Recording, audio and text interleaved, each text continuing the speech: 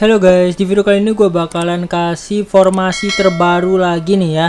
Tapi kali ini ada yang spesial nih guys. Jadi bagi kalian yang suka memakai tim-tim papan bawah ya, atau tim-tim kasta rendah ya, bisa dilihat di sini gue pakai Salford City nih guys. Yang dimana Salford City ini adalah tim yang berlaga di divisi keempat guys ya, divisi 4 Liga Inggris guys, atau disebut juga League 2 ya, atau Liga 2 guys. Oke, jadi yang pertama-tama harus diperhatikan di sini adalah membuat formasi untuk tim kasta rendah ya. Yang pertama itu ada pemain-pemainnya nih guys. Nah, seperti yang kalian tahu guys ya, pemain-pemain di tim-tim kecil itu overallnya tentu saja kecil guys ya. Maksimal itu ada di overall 50-an, bisa 54, 56 ya, itu udah maksimal guys. Nah, bagaimana memaksimalkan pemain-pemain tersebut di formasi kita? Oke, di sini gue ambil contoh aja nih guys ya, di gelandang-gelandangnya itu gue ada yang overallnya 54, 54, 52 ya. Nah, ini gue ambil yang terbesar dari keseluruhan tim guys. Bisa kalian lihat di sini ya, yang terbesar itu kan ada 54, yang lainnya itu gelandang ada 52 ya. Terus 47, 44, nah itu nggak gua pakai guys ya. Dan kebetulannya ya, ini benar-benar tipe gelandang yang gua suka juga nih guys. Di formasi-formasi yang gua pakai sebelumnya ya, gua ada pakai ball winning itu di 4-2-3-1, terus ada gelandang umum ya. Gelandang umum itu biasanya dipakai di 4-3-3 juga bisa ya. Terus advance playmaker ya tentunya ya, harus wajib banget. Nah, kalian nggak harus sebenarnya mengikuti formasi dari gua ini, tapi kalian harus melihat pemain apa yang paling besar overallnya ya. Lalu kalian harus menaruh pemain-pemain tersebut di posisi terbaiknya guys. Oke, jadi formasi yang gue pakai di sini sih tertulis 4-4-2 ya. Tapi gue lebih suka menyebut ini dengan 4-3-3 guys ya. Karena gelandangnya itu kan satu gelandang bertahan atau DMF ya.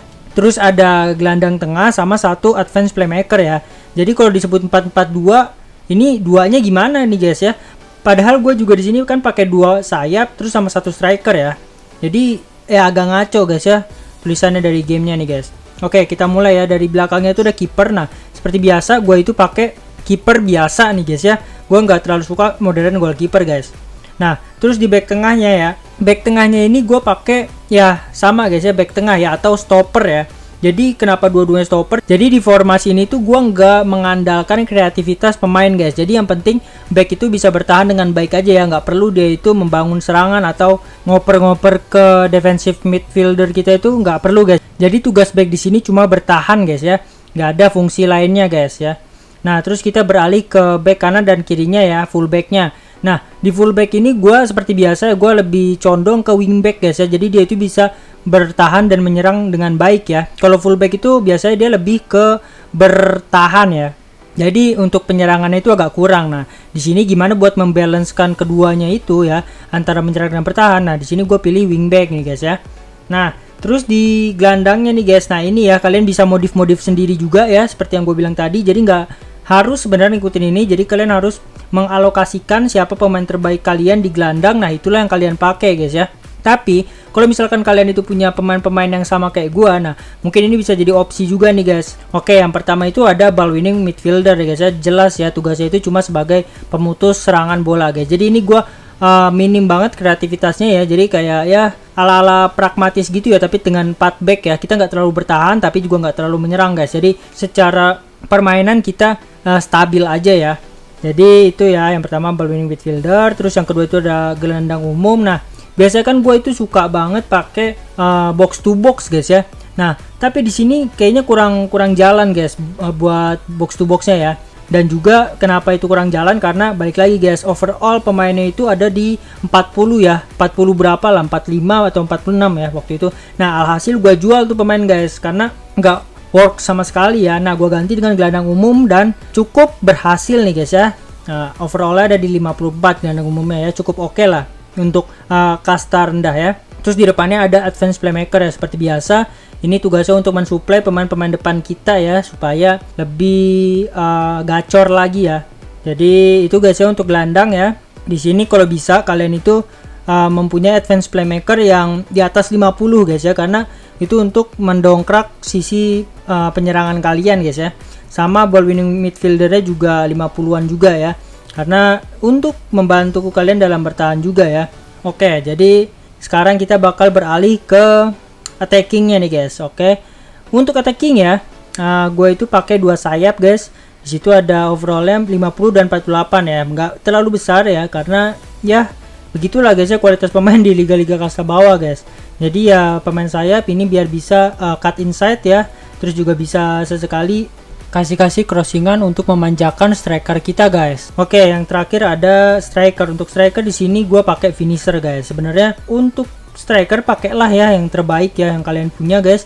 Karena di sini striker gue yang terbagus itu finisher ya dengan overall 54. Nah, alhasil gue pakai dia guys ya. Oh ya, satu lagi nih guys ya, kalau kalian mau nge-build satu tim ya di kasta-kasta rendah atau tim papan bawah ya. Nah, itu kalian harus lihat chemistry-nya guys, atau kekompakan timnya ya. Kalau bisa kalian itu incer atau build lah tim itu dengan kekompakan atau chemistry-nya 100% guys ya, 100 gitu guys. Jangan di bawah 80, apalagi di bawah itu ya 80 aja masih kurang guys ya. Karena apa? Karena satu-satunya bisa diandalkan dari tim kecil itu bukan kemampuan individunya ya, bukan cuma overallnya ya, karena overall udah jelas kecil ya. Nah, kita bisa ambil dari chemistry guys. Kalau misalkan chemistry kita besar ya, seenggaknya kita bisa bermain dengan kekompakan tim ya, alias kita itu bisa lebih fluid ya dalam bermain gitu guys ya. Nggak ada yang blunder lucu gitu tuh, nggak akan ada guys ya. Meminimalisir permainan yang jelek gitu guys. Itu ya untuk formasinya. Terus kita bakalan beralih ke instruksi guys. Untuk instruksi di sini kalian pakai aja yang terbaik ya. Kaptennya paling ya yang bagusnya cuma kapten guys ya, biasanya udah hijau lah ya 60 ke atas ya. Yang lainnya itu udah ya absurd guys, 40, 30 ya. Paling bagus-bagus 50 ada lah. Nah, setelah itu kita beralih ke umum nih guys ya.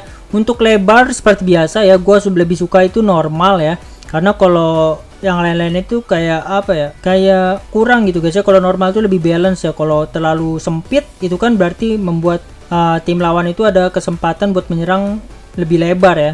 Jadi gue lebih suka normal gitu guys. Nah, untuk mentalitas seperti biasa guys ya, menyerang. Nah, di sini menjadi salah satu dilema juga guys ya. Kalau misalkan kita menyerang ya, mungkin melawan tim-tim yang sebaya kan, melawan tim-tim yang selevel kualitasnya dengan kita bisa menang guys ya. Tapi untuk melawan tim yang satu ini aja, satu tingkat kastanya misalkan ada di kasta ketiga, nah kita bakalan kesusahan guys. Misalkan kita main di FA Cup ya, atau bermain di Piala Liga, nah itu udah pasti kalah guys ya kalau misalkan kita mentalitasnya menyerang. Nah, kalau misalkan kita mentalitasnya itu bertahan, itu masih ada guys, masih bisa mengandalkan counter attack ya. Tapi kenapa gue di sini ngambil menyerang? Karena gue fokusnya cuma buat naik divisi guys ya, naik divisi gitu. Kalau di Cup atau di FA kayak gitu-gitu ya, gue nggak prioritasin, karena toh ujung-ujungnya pun bakal kalah ya. Karena tim yang kita lawan itu tim-tim besar semua guys, Liverpool lah, MU dan lain-lain ya. Jadi nggak ada kesempatan lah untuk menang gitu guys. Nah, terus untuk tempo cepat guys ya, ini gue nyamannya itu buat temponya cepat aja guys, biar lebih fluid ya permainannya. Jadi ya ala-ala tiki-taka gitu guys. Nah, untuk kreativitasnya juga normal ya. Biasanya kan gue kreativitas itu bermain lepas ya, atau kalau misalkan gue mau lebih bertahan itu disiplin ya. Tapi di sini kreativitasnya itu gue normal aja. Karena apa? Karena itu guys ya, kualitas pemain guys. Kalau misalkan kita mau bermain kreatif ya, itu berarti di belakangnya itu harus ada salah satu ball playing defender, ataupun di DMF-nya itu harus ada deep playing playmaker sama box to box midfielder ya. Nah, karena gue nggak pakai keduanya itu, salah satunya, jadi gue memutuskan untuk kreativitasnya normal aja guys ya. Nah, sekarang kita beralih ke serang nih guys. Untuk gaya opernya gue pendek ya, biar sinkron aja guys ya. Kalau tadi kan gue pakai temponya itu cepat. Nah, kalau cepat itu kan gaya opernya otomatis pendek ya. Nah, untuk gaya serangnya gue seperti biasa ya, lewat kedua sayap. Karena gue udah dari awal main ini gue lebih nyaman kalau kita itu pakai kedua sayap buat nyerang guys ya. Mungkin bisa ya pakai satu sayap gitu, tapi terlalu monoton guys ya. Dan juga di sini dua-duanya sayap gue juga anta guys ya. Overallnya jelek, kecuali kalau kita punya seenggaknya overall 70 ya di salah satu sayapnya. Nah, itu mungkin bisa gue pertimbangkan untuk pakai satu sayap aja. Nah, selanjutnya itu ada forward guys ya. Nah, untuk forward itu gue di sini seperti biasa guys ya, gue memainkan bola hingga masuk ke kotak penalti lawan guys. Nah, supaya apa sih masuk ke kotak penalti lawan dulu baru kita nge-shooting. Nah, ini tuh biar lebih efektif aja guys ya, lebih banyak shot on goalnya ya. Misalkan kan di sini ada pilihan juga perbanyak shooting aja ya, jadi nggak harus masuk ke kotak penalti lawan, yang penting kita banyak-banyak shooting. Nah itu tuh biasanya itu bakalan off target guys, apalagi nih strikernya, terus AMF-nya ya, AMT-nya kurang bagus guys ya, overallnya ya, otomatis ya shootingnya juga abal-abal guys ya.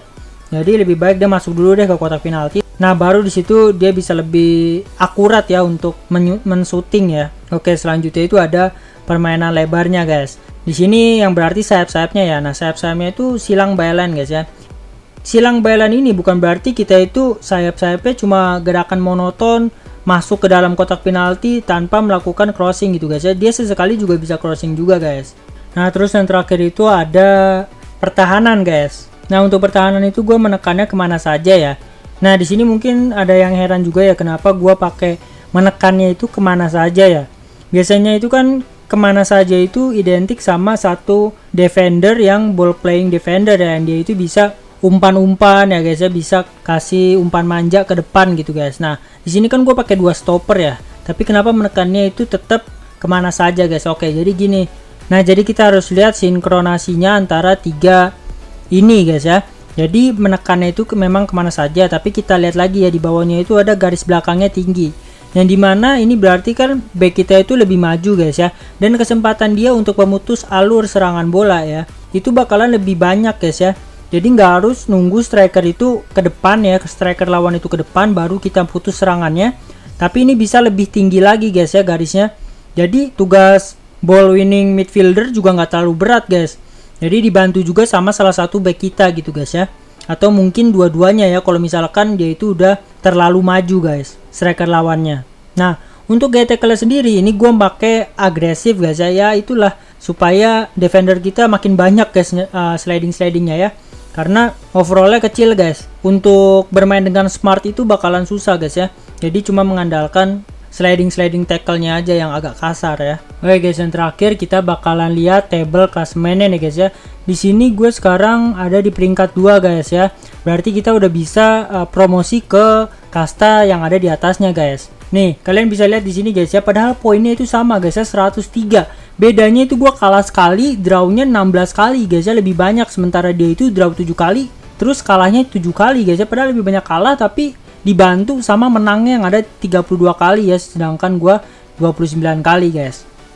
Nah sekarang kita bakal lihat statistik individual pemain-pemain di Liga Kasta keempat ini guys ya. Nah di sini kita bisa lihat guys, untuk pencetak golnya nggak ada satupun ya pemain gua di sini ya. Yang ada pemain dari Exeter City ya, itu bisa nyetak 40 gol ya. Sementara untuk strikernya aja gua itu nggak bisa cetak sampai 30 gol guys ya, karena di sini disebabkan oleh striker gue itu kadang-kadang silih berganti guys, karena ada beberapa itu cedera ya, jadi harus berganti-gantian guys. Nah untuk assist juga sama guys ya, kayak gitu guys. Jadi pemain gue itu kadang-kadang cedera, itu ya yang jadi salah satu masalahnya guys ya. Untuk tim-tim kasta bawah guys, lebih gampang cedera ya. Tapi udah gue akali ya, di video gue sebelumnya itu udah gue bahas gimana cara mengakalinya ya. Jadi di awal-awal game itu gue sering cedera guys, dan game-game berikutnya itu gue bisa lebih bugar ya pemainnya, jadi nggak gampang cedera guys. Terus kita bakalan beralih ke skor-skor yang udah dicatatkan sama si Salford City yang udah gue mainin ini guys ya. Jadi yang pertama ada ngelawan Sunderland guys ya, ini di Piala Liga ya, kita bisa menang dengan skor 5-1 guys ya. Padahal Sunderland ini ada di divisi kedua ya, namanya Championship ya, di bawahnya Liga Premier Inggris ya. Nah ini kita bisa menang guys 5-1. Nah selanjutnya itu ada juga lawan Aston Villa guys ya. Seperti yang kalian tahu, Aston Villa itu adalah tim dari Liga Premier Inggris ya. Tapi di sini gue bisa menahan imbang ya dengan skor 2-2. Terus dilanjutkan dengan adu penalti, skornya itu 3-1, kita masih menang guys ya. Tapi untuk match-match selanjutnya ya, gue dibantai habis ya ngelawan tim-tim yang lebih besar juga ya. Jadi ini bisa dibilang 2 match yang menang hoki guys. Jadi ya nggak bisa diharapkan juga ya untuk melawan tim besar kita menang atau seri, itu susah guys ya. Nah kalau untuk di divisi kita sendiri ya, di sini gue bisa membantai ya Mansfield Town dengan skor 6-0 guys. Padahal ini tim ya terbilang cukup bagus lah di divisi gua gitu guys ya. Tapi berhasil gua kalahkan dengan skor 6-0 guys. Nah, sebenarnya skor-skor di sini kenapa gua kasih yang besar-besar aja? Karena untuk match-match lainnya itu skor-skor yang tercipta nggak terlalu besar guys ya. Jadi kalian jangan mengharapkan skor-skornya itu di atas 3 ya. Biasanya kita menang tipis ataupun menang paling 3-0 ya, kalau sebesar-besarnya ya. Nah ini beberapa match yang bisa kita menangkan dengan skor besar guys. Oke guys, mungkin segitu dulu video dari gua ya. Terima kasih sudah menonton. See you on the next video guys.